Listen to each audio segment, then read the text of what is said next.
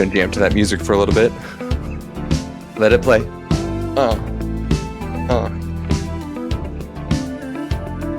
It looks like I'm playing keyboards, but I'm actually typing out more notes. Welcome, everybody. Welcome to Spilled Popcorn. Yes, this is the web series /podcast /experiment where my buddy Cam and we chat about all things with the Marvel TV series going on right now. Can you believe this? Cam, can you believe this? Episode 2 of Loki we're diving into tonight. I know. I'm excited. There's lots to dig into in this episode. Lots to chat about. It's really wild. We have no time to waste, but let me get your gut check of this episode first and foremost. Did you feel a sense of direction of future for this, or did you feel like, all right, it's kind of a placeholder, we got a few tidbits? I feel like it gives us a good direction of sort of what's immediately to come. I still feel like the larger series outcome remains to be seen, and that like what trajectory we're on remains to be seen. But I think we know what's to come next episode, and it's enough to keep you interested for sure. Definitely. That's how I felt too. It's, you know, unfortunately with the Falcon and the Winter Soldier, we've talked about this on previous episodes where I think that series will be more meaningful later, that they were laying the foundation for some really cool stuff down the line, some really cool stuff right away. But this feels like more instant gratification, even though we know bigger and better things are to come. And we'll talk about that real soon. So without further ado, let's get into the unwrapping. Let's do it. My greasy, oily paper. All right, so Loki, episode 2. This episode is titled The Variant, the Disney Plus series. If you haven't watched the first one, definitely don't listen to this episode because there's just spoilers galore. That's what we do here on Spilled Popcorn. So Loki is a full 9-to-5er with the TVA as we open up. Mobius is the only thing standing in between him and his variance to the sacred timeline of being erased. Many conversations happen around this. Most of them behind Loki's back, a secret conference away from him, but sometimes right in front of his face with some of the Minutemen, where they're not afraid to just blast him with that eraser stick, which is super cool. And I hope that there's a toy like that because I'm a grown man. I don't play with toys, but I will gladly buy that for my 7-year-old son to play with him. So I'm hoping that happens in the near future.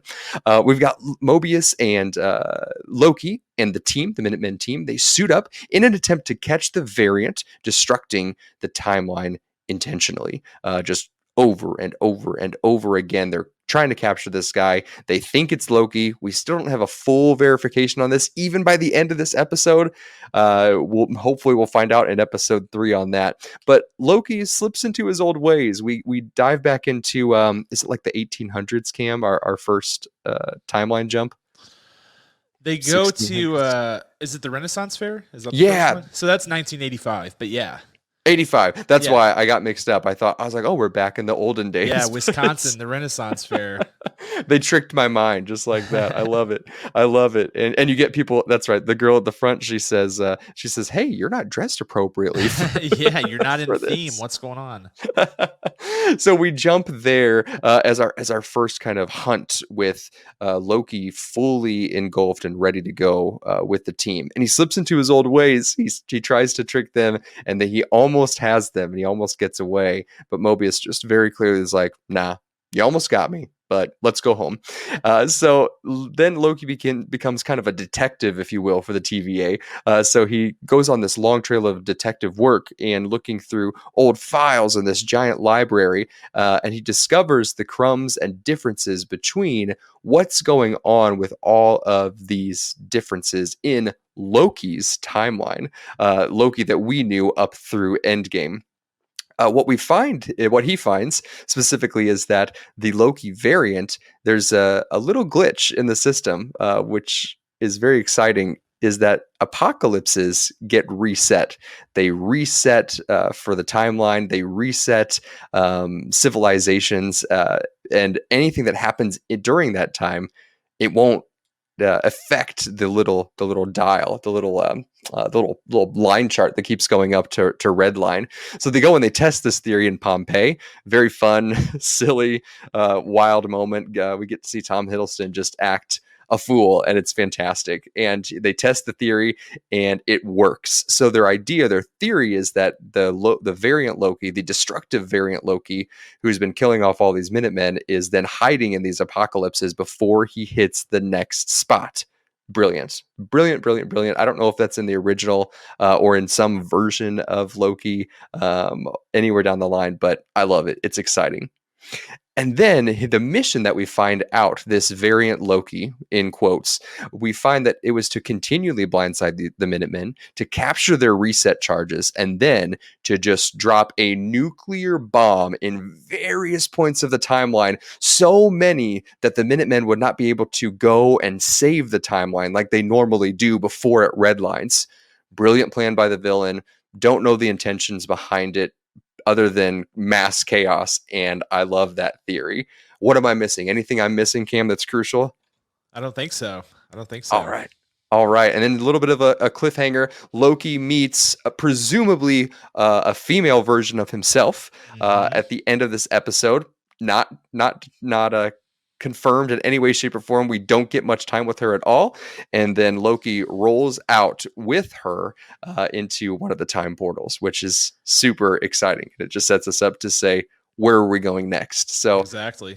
this series just moves. It just moves, and it's funny how it can be so linear when everything opposite of linear is happening, where we have different versions and different timelines of people. So I Yeah, think what I really liked about this episode is how they sort of there's so much ambiguity. There's so much of this like new world that we don't know anything about, and there's all these like different terms and phrases and people that we've not met. And so in order to sort of like get the audience in a state of like it's going to be okay, we're going to figure this out, they kind of put us in a situation that is familiar. It's formulaic, it's like, okay, we've got a mission, here's the mission, and here's why we're doing the mission, and now we're going to gather our team and go. And so that's like a very familiar turf for Marvel people. They're like, okay, I feel like I'm getting my bearings. And so that helps. I think that helps. I think that is something that could have helped WandaVision early on, even though I loved that show. I feel like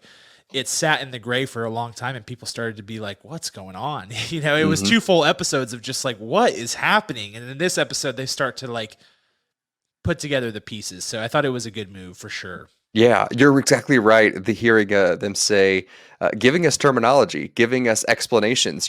Loki's asking for it. Loki becomes the audience surrogate in a way where he's asking the questions that we want to know, and Mobius is like, well, he kind of gives answers sometimes, and then sometimes he gives him dead on answers. It's very exciting to see, get like an education, get the breadcrumbs, the trail on where we're going, being vague enough, but exactly like you said, being familiar enough to not just be throwing our arms up in the air like, what are we doing here, Marvel? It's very smart writing.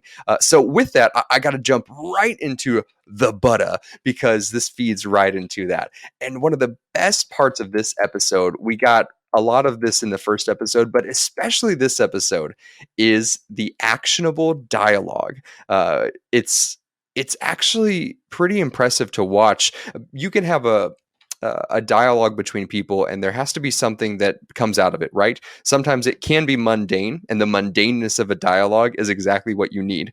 It's character development. It's to express where people are at, maybe one or two people, whether it's a monologue or dialogue. But if we are on a mission like this, if we're in the world of the MCU, dialogue is best useful then if it's actionable. One of the best people who ever was able to do this was, of course, Mr. William Shakespeare. And how perfect is it that the Shakespearean kind of esque dialogue happens. Kenneth Branagh injected it into Thor 1, and it still lives on because Loki still speaks like that. He hasn't modernized his slang or his jargon. I wanted to see how you felt about, we had lots of scenes of conversations more than we had action, and what you noticed in between those. Yeah, I think what's interesting, and what makes Tom Hiddleston perfect for this is that he is sort of known amongst the MCU cast members as someone who has a vast knowledge of the source material, someone who has really studied up on Marvel lore, and is frequently schooling his fellow cast members and even the directors of the shows and movies that he's in on Marvel lore and what things are important. And so, I think he does act as a good conduit for the audience, for to be asking those questions and giving those explanations, because he's frequently familiar with answering these questions, and so he knows what kinds of questions people are going to have. So I wouldn't be surprised if some of this dialogue is improv, with him being like, "Hey, we need to talk about Nexus events because that's going to come up, and the audience is going to want to know." I mean, he has that level of knowledge on this stuff, so I think that is what was really impressive in this one. That'd be amazing to be like sitting there, him and Owen Wilson, and then he just starts going off, and the director has to like reel him back in, like, "Hey, Tom, that's cool, but Yeah. yeah, we're not going there yet." And it's like, "Oh, my bad, my bad, my bad." Mhm. That's incredible. I did not know about his level of expertise. That's Yeah, pretty yeah. It's impressive. the other actors will talk about how like he has these like impromptu seminars where he's like teaching people about what happens in the comics. It's pretty cool. Oh man, I hope he acts it out like in Thor Ragnarok. Yeah. Like a little play. That'd be fantastic. That's what really came down to was the dialogue and just those few key moments in this, those few key actionable moments where they're racing somewhere and fighting off the hooded variant, who then pulls off the hood and becomes, of course, this presumably female Loki. Which, as we know, Loki can become anything. There's Yeah, he's a seemingly no. shapeshifter. It's one of his Yeah. core powers, core abilities. He can turn into anything. In the comics, he turns into birds, he turns into fish, he can turn into anything. And he's a woman in the comics for a good chunk of time post Ragnarok. Isn't there a line somewhere? I don't know where it is, but in the MCU where I think someone even says like, "Could he become a chair?" Is that in the MCU, or am I just Yeah. making? Yeah, I don't know that it's in the MCU. It's possible, but yeah, they do refer to Loki in such a way. Like he can be whatever he wants to be. inanimate objects, like that's which gives the ability of the MCU writers and production team to just fully do whatever they want. If they need to retcon anything, they can do it in a sophisticated way through Loki, right? Yeah, he's the Like ultimate loophole, right? it's incredible. It's incredible. So when the light was, just drained out of his eyes in Endgame, or was it Infinity Wars? I never remember Infinity anymore. War. Yeah, In Infinity War, that's where he dies. Yeah. where he croaked. It seemed like the end, but I'm so glad it wasn't. I'm so glad it wasn't. Yeah. Let's talk about the crumbs here, of what's to speculate, what's to come. I mean, we can chat first about his shape shiftingness, because is this female Loki, or is it another variant, perhaps? I mean, that's the question. That is actually the question. For all intents and purposes, she appears to be Loki, right? She's got the dual horned sort of crown going on. She's got a similar look. She looks like, if you looked at her, you might be like, oh, that's like, she looks like a female Tom Hiddleston, And Hmm. obviously, I mentioned it earlier. There's comics backing for a Lady Loki. Um, but who's to say that it actually is? I mean, it could be anything. It could be anyone or anything. What I find interesting, so in the episode when he's searching through the case files of all these different Loki variants, there is a blink and you miss it moment where at the top of the page it says Sylvie Laufeydotter, which Loki's name is Loki Laufeyson. So to be Laufeydotter would mean that this is Laufey's daughter and therefore is a different version of Loki. But the first name Sylvie is interesting for a lot of reasons, because in the comics, there is a Sylvie Lushton that becomes Enchantress post Ragnarok because of Lady Loki's abilities. Lady Loki actually tricks Thor into recreating Enchantress. So let me break that down for you real quick, because it's really Let's confusing. go. Yeah. So after Ragnarok, everybody dies, right? Because it's Hmm. Ragnarok. Everybody dies, and they are reborn into, all of these Asgardian gods are reborn into human bodies.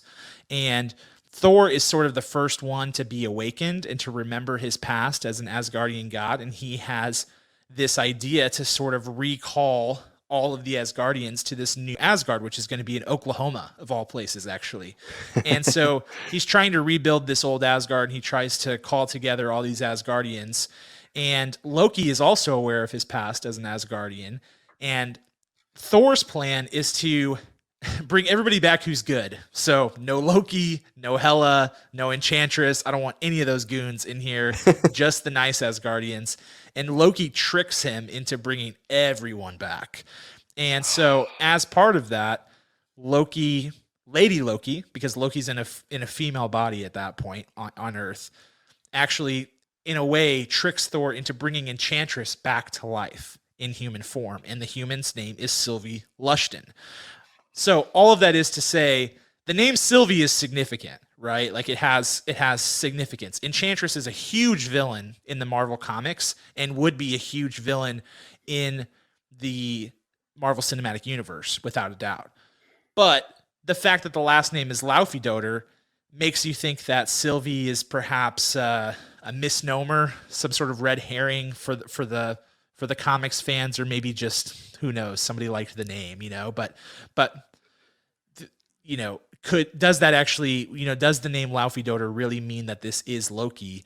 And what's interesting is he's looking through this case file and he sees the Sylvie Laufeydoter, but the whole time they're on this mission, they're saying him, him, him, him. So they don't know that that's the variant that they're after. They know that they're after a Loki variant. They assume it's a male, and Loki encounters the female version. So we don't necessarily know that it's that person. So there's a lot up in the air, but that's certainly very interesting. You know what I want to see? They've done this a few times. That trick in particular, where they keep saying him, and all of a sudden it's clearly a female in front of us, right? Yeah. Or someone who would identify as such. And what I would love for them to do is to get someone in those early scenes where we just see them walking around with a hood, like get like Terry Crews like in it, where you just have this, or The Rock, and you just have this massive build. So then when you do pull it off, you're like, oh my gosh, like then I think it becomes more real. I mean, that is tricking your audience in a much more a bigger annoying kind of way, but I feel like that would give us a bigger oomph to it. So maybe not go to the extreme of these giant bodybuilders, but I feel like their physical form, you can somehow guess. You're like, I don't know, they're kind of, you're just kind of guessing, from these. But I would really like to be, at least as an attempt, fool me, just as a test to say this is a body, but we changed the body when they actually reveal it. I want to see that. I want to see it sometime. Yeah, and I think my take on the whole, is this Sylvie person Enchantress, or is it truly a Lady Loki variant? I think it's Lady Loki. And the reason I think that is that I think Loki would know himself in a different form, as a variant. I think he would recognize himself, and he's sort of immediately enthralled with this person, and enough so to follow her into some abyss, some unknown timeline. I think something that they're really exploring with Loki, which I love, because Loki really is one of the most complex characters in the entire Marvel universe, and certainly in the Marvel Cinematic Universe so far. But there is this thing with Loki where he sort of starts to realize over and over again that his only role in life, and they sort of explained it in the first episode, is to make other people better, to be the stepping stool for Thor, to create the Avengers, to always finish in second place, to always be the villain. And so I think when he sees this female Loki, and I think he sees himself in her and sees that she's a boss, who's just blown up the sacred timeline, he's like, that's what I need to be a part of. I've always believed that I'm like not that Loki who always finishes second, that Loki who's like the joke or the afterthought. Right. He's like, I think I'm the superior Loki, but she's got what I want, and I want to be a part of that. So I think that's a really interesting thing that they're exploring here. That's true. And then it's like validation, like, well, if that is me and I am her, then all of a sudden I am on top. I led the way. I charged the way. I paved the way. Plus, he's the one who found her, right? So he is, he's got some level of sophistication, even if it is revealed that she is somewhat intellectually superior to him. He did find her. He put the puzzle pieces together and was like, this is where she's at. So I think Right. that's validation for him as well. And then this version of Loki, we have to remember this is 2012 Loki. So he just brought the battle to New York. Yep. He got captured briefly in handcuffs and then disappeared. He didn't spend time back on Asgard No. in a cell and just growing his hair out really long and then going to another battle and then going back and hiding it as Odin and then getting his butt whooped and back in prison. Like none of that has happened. So Right. his confidence level is pretty high, having barely been captured by the Avengers, even though he's seen the rest of the timeline as 616 has played out. So I want to talk about that specifically. You brought this up offline, and I thought it was brilliant.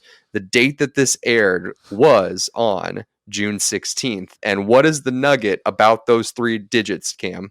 Yeah, so 616, which would be 616, June 16th.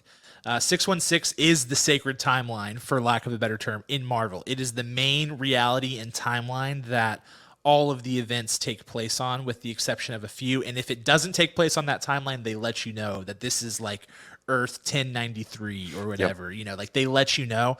But mainly everything that we're dealing with, and certainly everything that we've dealt with in the Marvel Cinematic Universe so far, is on Earth 616 in that reality. So it is interesting that this episode where Lady Loki, I'm going to call her Lady Loki until I'm proven otherwise wrong, I think which you I'm are sure correct.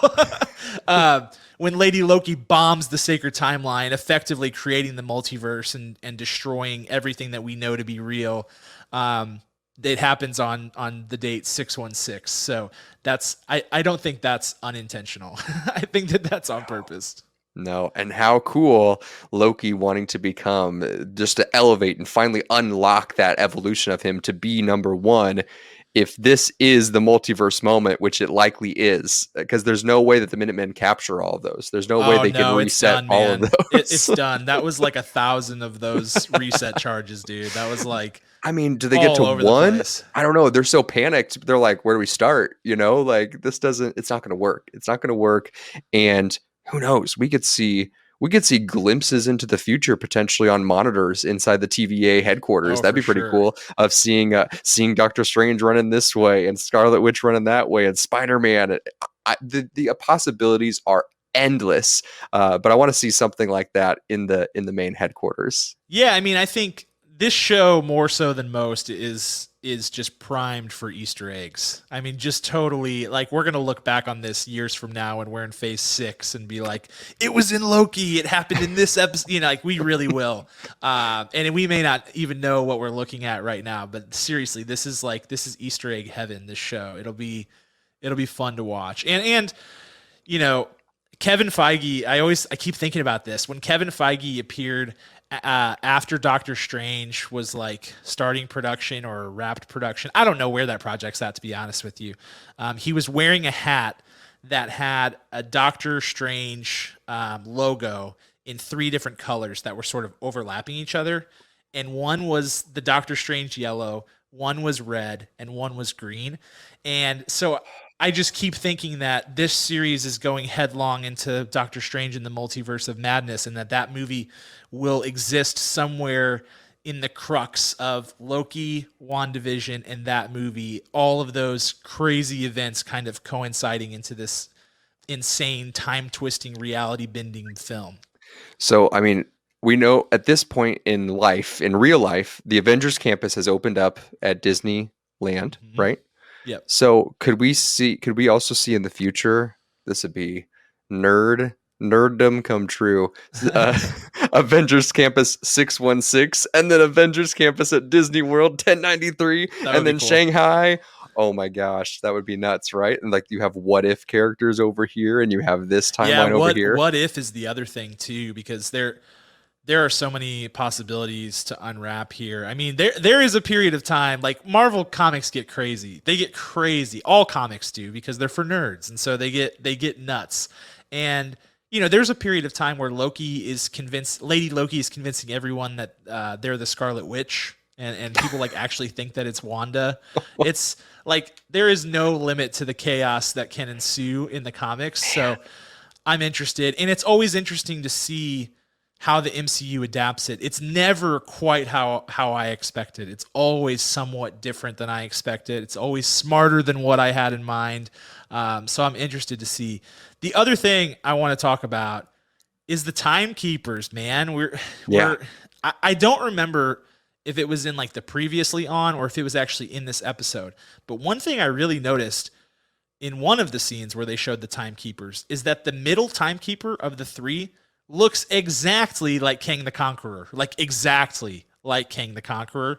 And that would be a pretty huge departure from the comics, which they haven't really done massive departures so far from character storylines for them to make Kang like an actual timekeeper. So I'm wondering if there's something else going on here. Like if this whole TVA thing is not actually the timekeepers or the TVA at all, and it's some sort of weird illusion created by Kang, and like that's why Ravana, who is like checking in with Mobius multiple times in this episode, who has a close relationship to Kang, is like a huge player in this. I don't know what's going on there, but it's odd though. I wonder, and what's so cool about having so much of this comic lore that you can take from, like take from this timeline, take from the 60s, the 70s, the 80s, now, whatever it might be, and then to say, hey, you know what's happening in society? Boom. And then you just throw a new flavor on all of that and you just build off of that. That's what's so cool and so beneficial for the writers, right? So that's why it just continues to be exciting. I don't understand why we aren't in that room. I would love to be. I think one day someone from Marvel or Disney should listen to this and these and We're add not us. smart enough, man. They've always got I the don't know. drop. They've always got the drop. They're always figuring stuff out, man. I still think that with our creative genius and fandom, I think that they would really benefit from having two guys from Belleville, Illinois, join their team. I just want to throw that out there. So when they do listen to this, and then in 2050, when we are accepting our Nobel Peace Prizes for benefiting the world of Marvel, I just think that this should be recorded in stone. Mm-hmm. You don't believe it. I don't. No, I don't agree with any of that. But that's Well, okay. maybe it's on a different timeline. It's on your timeline. It's on my timeline of 999. That's what I'm going to call it because it doesn't make any sense. So with that, with the craziness that this episode was, with the excitement of this episode, there's more to come in the Loki world, in the multiverse, in the Disneyverse. Make sure you listen to us next week. Listen to us on Popcorn for Breakfast, on Spilled Popcorn, wherever you listen to fine podcasts, and also listen to the wonderful original music from Rhetoric the band playing us out right here. We will see you next week. Bye.